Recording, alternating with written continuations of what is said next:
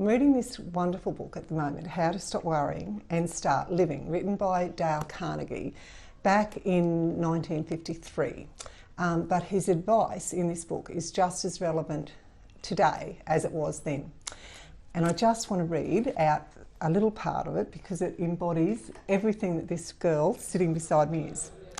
Let's fill our minds with thoughts of peace, courage, health and hope. For our life is what our thoughts make it. I'm sitting here today with Demi Bettini, and there are many words I could use to describe Demi. Courageous, joyful, loving, kind, just to name a few.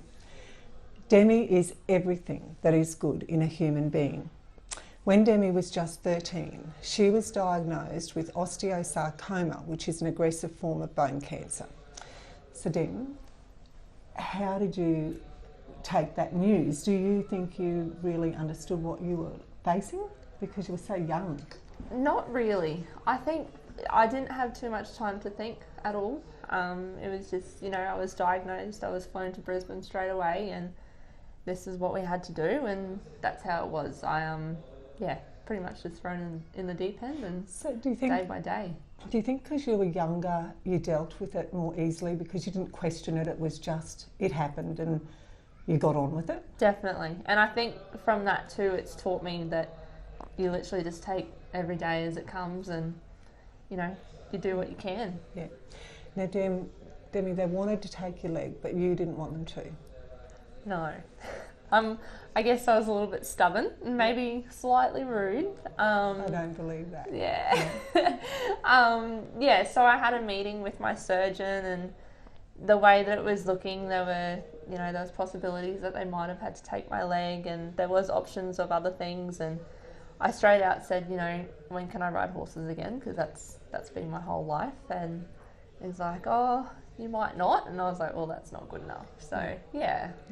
So they actually took your right femur, didn't they, and replaced it with a titanium rod? Yes. And then you had 29 weeks of chemo. That's right. And how long after that did they tell you you were cancer-free? So after the 29 weeks, I went back probably the week after I finished and had my last scans, and that was when I got the bad news that it had actually come back in my lungs. So I never really had that period of, I'm cancer free, because they said it's in your lungs, it's not, very aggressive at the moment, we're just going to wait and see what's happening, and if it does grow even more then we can just operate. I waited, I think it was about 8 weeks, and then it grew enough that they could operate and get the right margins, and then from there it all kind of went downhill. So at one stage you were told you just had weeks to live. Definitely, yes. But you didn't accept that, and your mum and dad didn't accept that. Your whole family said, no, you don't know Demi. Yeah, that's it. So what happened? You went home and you wrote a bucket list, didn't you, of all the things you wanted to do? Yeah, I think that was kind of my way of coping. I've always, our whole family have been, one day that'd be really good to go do. And I think I got in that frame of mind that, why wait? And I'm still like that now. If I want to go do something, I'll go do it, because when you're faced with, time periods or anything like that, you realise that life can be taken away so quickly. Yeah. So one of the Make-A-Wish Foundation helped you initially, didn't they? So what did you do with their support? Yeah, so I think it was probably a week after I was re-diagnosed.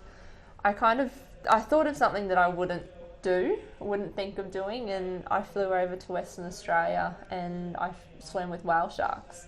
So that was incredible, and I'd do it again in a heartbeat. It was fantastic. So. I bet your mum and dad were scared when you said, I'm going to go and swim with some sharks. Yeah, I think that's what I'll do today. So Demi, what else was on the bucket list? It's never ending. No, I'm still doing stuff now that I've written out, and I went and spent a few weeks down in Sydney and went to zoos and all the rest of it, and met up with family that I've never met before, and that's how I got into cutting, by meeting a cousin that I'd never met, and she's like, oh, do you want to have a go? And I was like, yeah.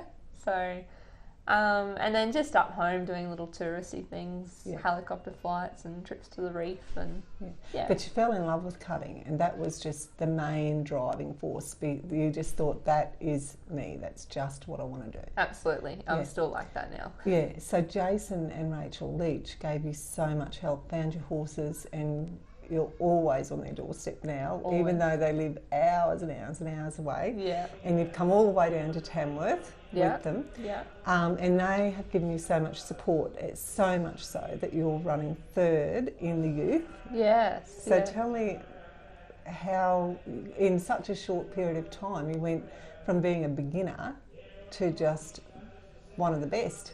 I guess I'm very fortunate to have Jason and Rach, and then to meet, you know, countless other people in the industry that are always willing to help. And I've always been the kind of person that I want to, if I'm going to do something, I want to know how to do it right and, you know, be the best at it. I've still got a long way to go and a lot of things to learn, but yeah, no, I'm very fortunate for Jason and Rach, and it's been great. Yeah. Loving it. Yeah. It was a surprise to end up like that, and we'll Yeah. see how we go at the end of Yeah. the season. And you've but just excelled in, like, as I said, like within 2 years, isn't it? Yeah, Since you went in yeah. your first competition. Now the Babinda Harvest Festival is a local festival that Yeah. brings the community together. Yeah. That raise money for the community. So that you were the recipient in 2016. Yes. Yeah. Yeah. So they raised $5,000 for me when I was going through a tough time, and our communities are very tight knit. You know, help anyone in need, and I guess that's why I love living there and love, you know, representing that part of the world. But yeah, so they decided to give $5,000 to me, and then this year I was actually of age to compete in the Princess Quest, which is how they raise the money. So my goal was to raise $5,000 back for the community, because that's what they did for me. I actually raised $7,000, so that was even better. And I'm the first person in the 52 years that it's been running to win the Queen and the Charity Queen as well. So that was an absolute honour, and it was the best experience ever. So. Oh, that's amazing, Demi. Your mum and dad and your whole family, I mean, I know how proud they are of you, but I can just imagine their hearts just burst with pride, don't they? I have so much to owe them. You Yeah. know, they shaped me into the person that I am. And Yeah. So what other things are on the horizon? Oh, that's tough. That changes every day. I think, you know, I've got 2 more years left in the youth for cutting, so I really want to go hard at that and see how I go. How old are you now? I'm 17. Yeah. 18 in a couple of months. So I want to go hard at that and learn as much as I possibly can, and maybe one day end up overseas doing a little bit, but I'm looking at doing a couple of courses in marketing and events coordination. Because you had to finish school, didn't you? Yeah, so when I was diagnosed, way back, you know, first diagnosis, I up and left, and, you know, school was not a worry. It was, you know, way in the back of my mind. Yeah. I did a little bit through the hospital, but not a lot because I was so sick.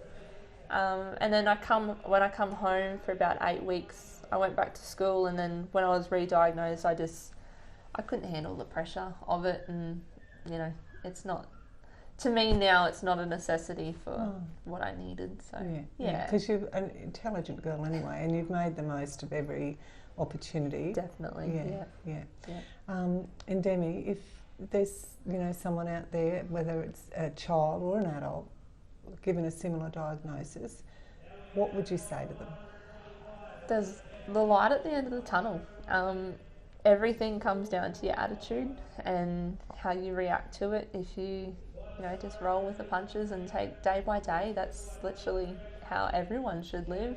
And there's such a huge support system out there for people. It's truly amazing. So, and it's unfortunately the cancer, I don't like to say that word, but it's a big community, and, you know, I've made so many friends through that, lifelong friends that, you know, from all over Australia that I got to meet, and yeah, it's it's a tough one, but I don't like, now I wouldn't take it back.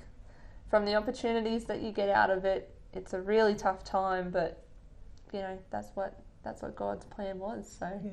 you've got to stick to that. I think He chose you very well, Demi. You just embody everything, as I said at the beginning, everything that is good in a human. Thank you. Yeah. Thank you so much, Demi. Thank you. Thank you. Thanks so much for watching our video. I hope you enjoyed it. And please try to remember to just click on the subscribe button so we can keep you updated with everything that's happening. Thank you.